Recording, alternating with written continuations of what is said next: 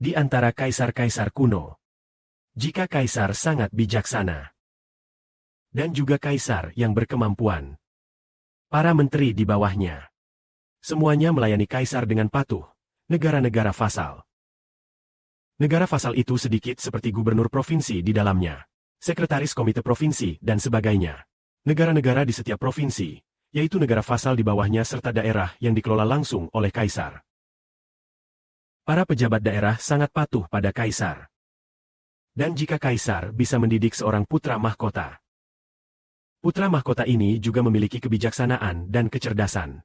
Jika kaisar sudah tua, mangkat, maka tahta yang diteruskan oleh putra mahkota. Negara juga akan stable. Tapi jika kaisar tidak memiliki putra mahkota yang tepat, tidak ada keturunan yang tepat untuk menjadi putra mahkota. Untuk menjabat, meneruskan negara setelah kaisar mangkat di masa depan. Negara akan mengalami kekacauan. Karena alasan inilah, Tiongkok pernah berkali-kali mengalami keadaan terpecah belah. Maka hari ini kedua negara besar ini tidak memiliki putra mahkota seperti yang dikatakan saudara Sibo. Misalnya seperti Rusia, sepertinya tidak terdengar Rusia memiliki wakil presiden. Putin juga tidak terdengar pernah mendidik penerus. Sekarang hanyalah Putin palsu. Yang sidang, dengan susupaya menghadapi segala sesuatu yang dilihat dunia. Maka perpecahan adalah suatu kepastian. Sepertinya orang-orang di dalam, pejabat tinggi di dalam tahu tentang hal ini. Tapi mereka demi persatuan negara. Membiarkan pemeran pengganti terus berakting untuk dunia. Tapi siapa di internal mereka? Begitu konflik internal meledak dan semakin besar. Perpecahan ini pasti terjadi. Karena tidak ada satu orang pun yang bisa menyatukan Rusia lebih baik dari Putin yang asli. Tidak ada satu orang pun yang bisa membuat para vasal di bawah. Membuat para gubernur provinsi di bawah itu tunduk. Sudah tidak bisa ditemukan lagi. Ini adalah salah satu negara. Negara lainnya adalah Tiongkok. Sejak zaman dahulu selalu ada penerus. Tapi apakah kaisar saat ini mendidik penerus? Begini. Dia sudah menjabat masa jabatan ketiga. Masih belum terdengar adanya penerus. Jika, menyebutkan penerus itu adalah kata yang sensitif. Tidak ada yang mau menyebutkannya. Karena setiap orang takut pada kaisar ini.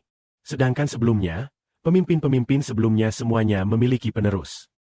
Misalnya, pada zaman Deng Xiaoping, dia mendidik Jiang Zemin sebagai penerus.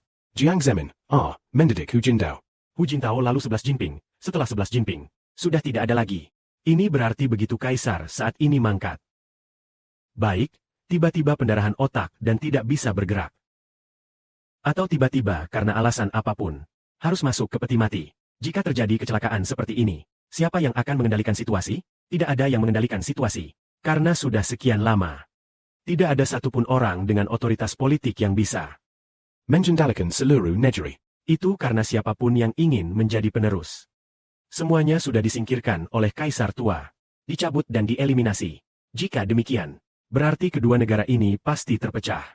Dan Bapak juga telah memberitahu dengan jelas bahwa PKC akan segera runtuh. Ini membuat saudara Sibo mengatakannya dengan sangat jelas. Dan untuk membuktikan hal ini pasti terjadi. Bapak pernah membiarkan salah satu saudari kita. Ada seorang saudari yang malaikat atau Bapak katakan padanya. 11 Jinping akan segera turun tahta. Orang-orang juga berkata kepada saudara Sibo. 11 Jinping, karir politiknya akan segera berakhir. Mengatakan karir politiknya akan segera berakhir. Itu pada tahun lalu 2025. Sepertinya bulan Oktober dikatakan kepada Sibo. Lalu 2 hari yang lalu. Memperlihatkan kepada saudara Sibo bahwa bukan karir politiknya yang berakhir. Saya melihat dia akan masuk ke dalam peti mati. Maka jika demikian, ini adalah profesi berdasarkan bakat. Yaitu membiarkan Rusia terbagi-bagi. Juga setelah Tiongkok runtuh. Injil dapat diberitakan ke berbagai tempat di Tiongkok. Pada tahun lalu, Roh Kudus Bapa berkata demikian. Saudara Sibo dan saudari Sunlan sedang menunggu runtuhnya negara ini. Yaitu ketika setelah runtuh, barulah kita bisa tidak terhalang. Dapat memberitakan Injil ke segala bangsa dan suku bangsa. Segala kemuliaan bagi Bapa Surgawi dan Tuhan. Sebagaimana Bapa berkata kepada seorang saudari, kehancuran negara ini, kehancuran negara itu. Bukankah kehancuran dinasti itu semuanya demi mewujudkan kerajaan Allah? Bapa adalah pemimpin ini, kepala negara ini, wafatnya kepala negara itu. Dan runtuhnya negara ini, negara itu, semua. Bukankah untuk mewujudkan kerajaan Allah? Agar kerajaan Allah makmur. Segala kemuliaan bagi Bapa, Tuhan, amin.